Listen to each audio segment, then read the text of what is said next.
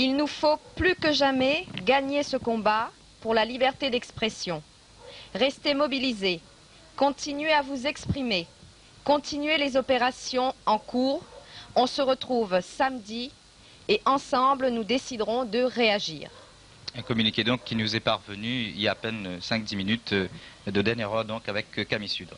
Pour rester dans ce chapitre, je propose tout de suite de voir ce reportage effectué cet après-midi par une équipe de Freedom sur les lieux du vol au Platte Saint-Leu. Tout de suite, la régie, c'est à vous.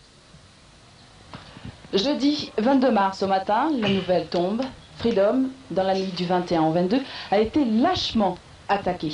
Faut se dire qu'une partie de l'émetteur radio et télé qui permettait à tous les Réunionnais de l'Ouest et du Sud d'être en contact avec la tête de réseau de Saint-Denis a été volée, tandis que l'autre partie a été tout simplement cassée. Selon les premières constatations, les malfaiteurs ont scié les gonds de la porte et ont enlevé tout le matériel qui se trouvait à l'intérieur. La police, qui s'est bien évidemment rendue sur place, a ouvert une enquête. Alors, on se demande, pourquoi et à qui profite ce geste? La question reste posée. Ce n'est pas simplement un préjudice financier que nous subissons. Il faut savoir qu'un émetteur coûte entre 100 et 200 000 francs, mais plutôt de nouveau une atteinte à la liberté d'expression.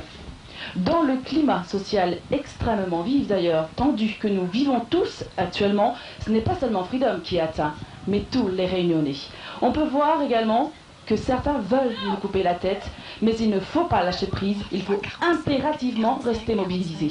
Il faut se dire par la même occasion que ce n'est pas la voix de Freedom qui est en jeu, mais la liberté de communiquer de tous les Réunionnais.